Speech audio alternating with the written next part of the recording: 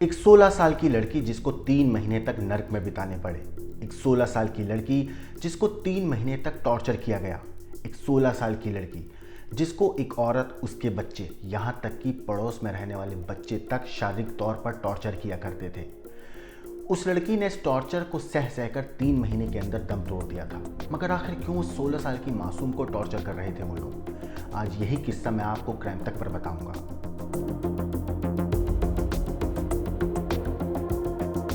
नमस्कार, मेरा नाम है मोहम्मद आसिम और आप देख रहे हैं क्राइम तक।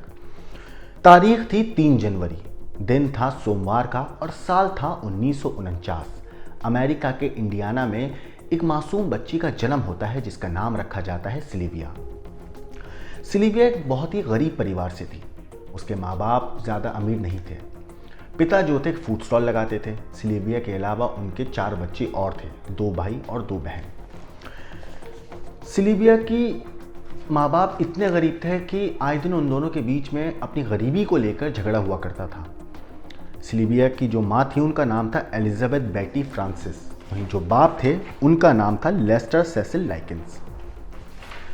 सिल्विया की जो बड़ी बहन थी उसकी शादी हो गई थी, जबकि 2 भाई डैनी और बिन्नी अपने दादा दादी के साथ रहा करते थे, जबकि सिल्विया अपनी छोटी बहन जेनी के साथ अपने माँ बाप के पास ही रहा करती थी। जेनी सिल्विया से छोटी थी, वो उसकी उम्र 15 साल थी। वो एक स्पेशल चाइल्ड थी क्योंकि वो शारीरिक तौर पे स्वस्थ नहीं थी।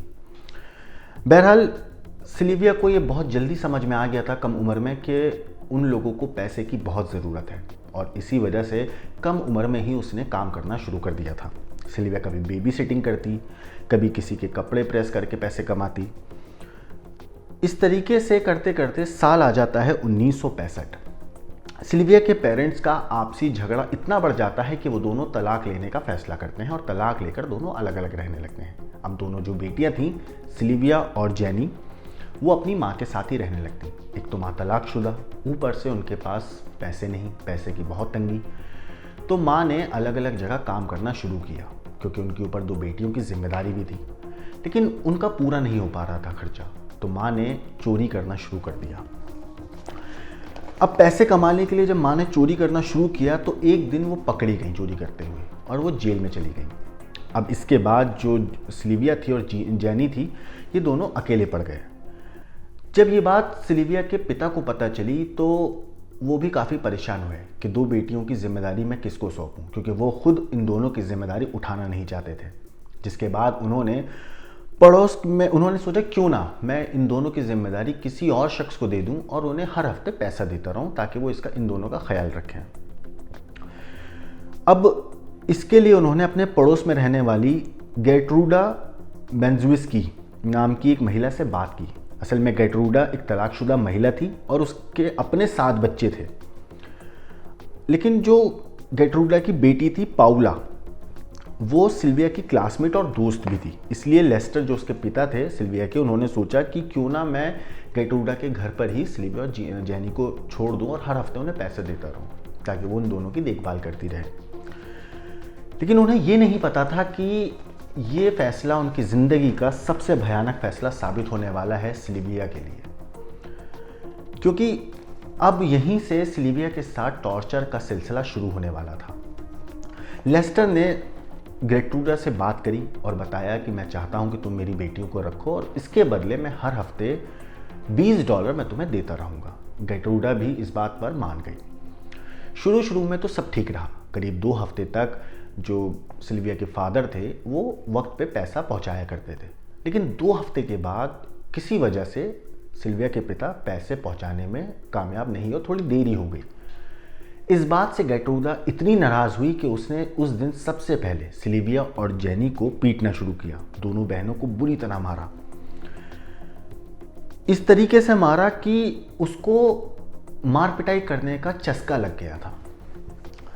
उसे उन दोनों की पिटाई करने में अब मज़ा आने लगा था, इसलिए उसने अब दोनों बहनों को टॉर्चर देना शुरू कर दिया। वो उनसे दिन भर काम करवाती और फिर बाद में जब दिल करता तब उनके साथ मार पिटाई करती। दोनों को कम खाना देती।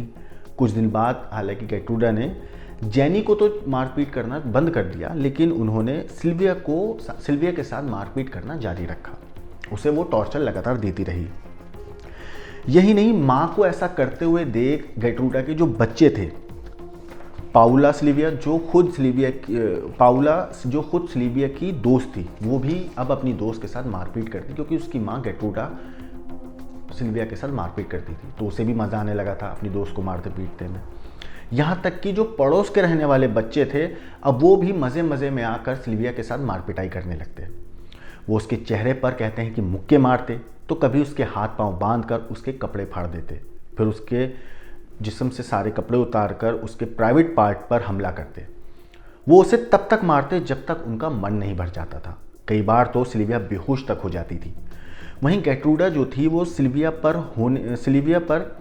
होने वाले इस पूरे अत्याचार का मज़ा लेती, बल्कि कहते हैं कि वो तो ये तक बोलते अपने बच्चों से कि इसको और मारो, इसको और तड़पाओ। एक बार तो कहते हैं कि पाउला ने सिल्विया को इतनी ज़ोर से मुक्का मारा था कि उसका खुद हाथ ही फ्रैक्चर हो गया था, उसका हाथ ही टूट गया था। बाद में उसके हाथ में जब प्लास्टर बना तो उस प्लास्टर वाले हाथ से उस लड़की ने मासूम 16 साल की सिल्विया को बेरहमी से मारा। उसके पेट में उस प्लास्टर वाले हाथ से मुक्के मारे, उसके फेस पर मुक्के मारे। अब गेट्रूडा की जो हैवानियत का अंदाज़ा था आप इस बात से लगा सकते हैं कि एक दिन सिल्विया को उसने नंगा करके उसके सारे कपड़े उतार कर पीटा, यहाँ तक कि उसकी योनि में कहते हैं कोक की बोतल तक डाल दी थी। गेट्रूडा ने इसके अलावा सिल्विया के बारे में एक अफवाह और फैलाई थी। उसने ये अफवाह फैलाना शुरू कर दिया था कि गेट्रूडा एक वैश्या है और वो अपने बॉयफ्रेंड से प्रेग्नेंट हो गई है, इसलिए इस अपराध की शुद्धि के लिए उसने उसके सारे कपड़े उतारे और खौलते हुए गर्म पानी से उसको बच्ची को नहला दिया था। यहाँ तक कि उसकी जो योनि है उसमें कांच की बोतल तक डाल दी गई थी और इतनी ज़ोर से लात मारी गई थी जिसके कारण उसका प्राइवेट पार्ट गंभीर रूप से घायल हो गया था। इतना घायल हो चुका था कि वो मलमूत्र तक कंट्रोल नहीं कर पाती थी, वो बिस्तर पर ही उसका मलमूत्र निकल रहा था। कुछ वक्त बाद हालांकि गेट्रूडा को यह एहसास हुआ कि सिल्विया अब उसके बच्चों के साथ रहने लायक नहीं है, तो उसने उसे अस्पताल ले जाने के बजाय, उसका इलाज कराने के बजाय उस बेरहम औरत ने उस मासूम 16 साल की बच्ची को कमरे से निकालकर घर में बने बेसमेंट में बंद कर दिया था। वो उस बेसमेंट को लगातार बंद रखती, सिर्फ उस बेसमेंट का दरवाज़ा तब खुलता जब इसका मन करता उस मासूम को मार पिटाई करने का उसके साथ, या फिर उसके पड़ोसियों का मन करता कि वो सिल्विया को मारपीट कर सके। कहते हैं कि गेट्रूडा ने अपने एक पड़ोसी रिचर्ड होप्स की मदद से सुई लेकर सिल्विया के शरीर पर लिखा था कि मैं वैश्या हूं और मुझे इस पर गर्व है। एक दिन जब ये सारी चीज़ें चल रही थी तो सिल्विया की जो छोटी बहन थी जेनी, वो चोरी छिपे किसी तरीके से उस बेसमेंट में पहुंची और अपनी बहन को देखा तो वो भी दहशत में आ गई थी। सिल्विया ने अपनी बहन से ये चीज़ बोली और डेली मेल की रिपोर्ट के मुताबिक है कि सिल्विया ने अपनी बहन से बोला कि मैं मरने वाली हूँ, मुझे ऐसा लग रहा है। जब उसकी ऐसी हालत हो गई थी तो गेट्रूडा जो महिला थी उसको भी ये लग रहा था कि अगर ये मर गई तो इल्ज़ाम सारा उसके ऊपर आ जाएगा, तो उसने इस इल्ज़ाम से बचने के लिए उसको अस्पताल में नहीं पहुंचाया, बल्कि उसने एक तरकीब लगाई। उसने ज़बरदस्ती मारपिटाई करके सिल्विया से एक लेटर लिखवाया। उस लेटर में उस महिला ने लिखवाया कि कुछ लड़कों ने मेरा गैंगरेप किया है, मेरे साथ मारपिटाई की है। इसके बाद गेट्रूडा ने सोचा कि वो सिल्विया को मारकर उसकी लाश जंगल में फेंक देगी, जिसके बाद अगर पुलिस उस तक पहुंचती है तो सारा शक वो उन लड़कों पर डाल देगी जिनका जिक्र सिल्विया ने अपने उस लेटर में लिखा है। लेकिन सिल्विया को जब इस बात की भनक लगी कि वो गेट्रूडा उसके साथ ऐसा कुछ करने वाली है तो उसने उस घर से हिम्मत जुटाई और भागने की कोशिश करी। हालांकि वो पकड़ी गई। जब गेट्रूडा ने उस मासूम बच्ची को पकड़ा तो उसके साथ उसने और ज़्यादा मारपिटाई करी और कहते हैं रिपोर्ट्स के मुताबिक कि लोहे के रॉड से उसने इतनी बेरहमी से उस मासूम के साथ मारपिटाई करी कि वो मर गई। बाद में उसे बेहोशी की हालत में ही उसे बेसमेंट में वापस बंद कर दिया और फिर दोबारा बेहोशी में ही उसके साथ दोबारा मारपीट करी। फिर 26 अक्टूबर यानी मंगलवार का दिन और 1965 साल में उस दिन उसकी मौत हो जाती है।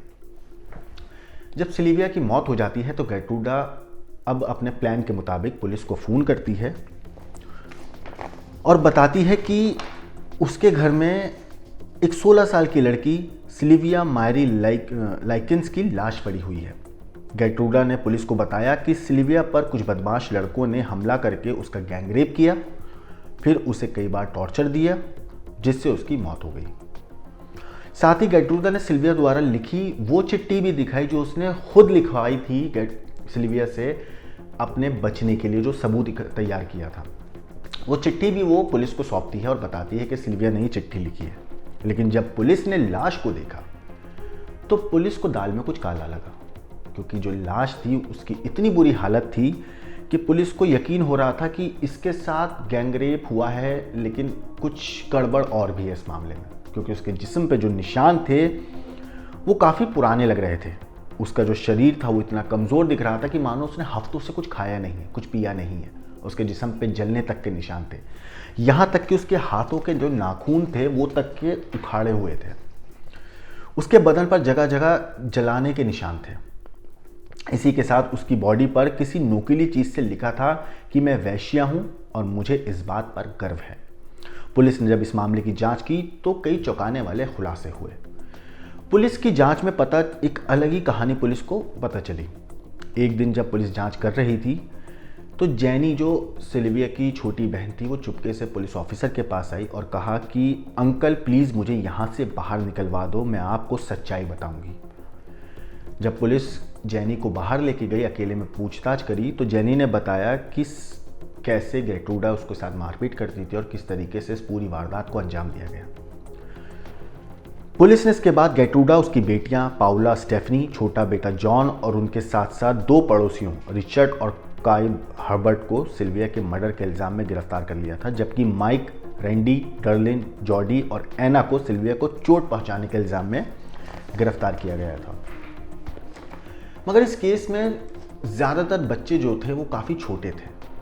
वो नाबालिग तो थे ही, साथ में उम्र के लिहाज से भी बहुत छोटे थे, जिनकी उम्र का लिहाज करते हुए पुलिस ने और कोर्ट ने उनको समझाकर दोबारा ऐसा ना करने की हिदायत दी। और उन मासूम जो बच्चे थे, मासूम तो कहना समझ में नहीं आता कि कहना चाहिए भी नहीं चाहिए ऐसे बच्चों को, क्योंकि वो उनकी उम्र बहुत छोटी थी माना, लेकिन जिस हिसाब से वो टॉर्चर कर रहे थे, और शायद वो बच्चे इसलिए टॉर्चर कर रहे थे क्योंकि वो अपने बड़ों को ऐसा करते हुए देख रहे थे तो उन्हें मज़ा आ रहा था, उन्हें वो खेल लग रहा था। तो अदालत और पुलिस ने इसी तरीके से उन मासूम बच्चों को समझाया और उनको बताया कि गलत है, ऐसा दोबारा ना करें, उन्हें हिदायत दी गई। और उन बच्चों के खिलाफ तो कोई कदम नहीं उठाया गया, मगर सिल्विया ने ये पूरा, गेट्रूडा ने सिल्विया के पूरा जो इल्ज़ाम था मारने का, वो सारा इल्ज़ाम अपने बच्चों और पड़ोसियों पर डाल दिया। लेकिन अदालत ने 19 मई 1966 के दिन कोर्ट ने गेट्रूडा को सिल्विया की मौत का जिम्मेदार मानते हुए उम्र कैद की सज़ा सुनाई। वहीं पाउला को भी दोषी मानते हुए उम्र कैद की सज़ा सुनाई। बाकी बचे गुनहगार नाबालिग थे, इसलिए जॉन, रिचर्ड और कॉय हर्बर्ट को 2 साल से 21 साल की सज़ा सुनाई गई। हालांकि तीनों को 2 साल जेल में बिताने के बाद आज़ाद कर दिया गया था जो नाबालिग थे। गेट्रूडा और पाउल ने 20 साल जेल में गुजारे थे, जिसके बाद दोनों को दिसंबर 1985 में जेल से पेरोल पर रिहा किया गया। और जेल से रिहा होने के बाद, मतलब पेरोल पे बाहर आने के बाद, साल 1985 में गेट्रूडा की मौत हो जाती है क्योंकि उसे लंग कैंसर हो गया था। ये किस्सा था एक 16 साल की मासूम सिल्विया का, जिसको बेरहमी से मौत के घाट उतारा गया, जिसको मौत देने में कातिल को मज़ा आ रहा था। और कातिल एक महिला थी जो खुद 7 बच्चों की माँ थी। ज़रा सोचिए, एक माँ दूसरी माँ की औलाद के साथ इतनी बेरहमी से इतनी बड़ी वारदात को अंजाम देती है। ये कहानी आपको कैसे लगी? इस कहानी के ऊपर आपका क्या कहना है, आपका क्या सोचना है, हमें कमेंट करके ज़रूर बताएं। बाकी देश और दुनिया की क्राइम की खबरों के लिए देखते रहिए क्राइम तक।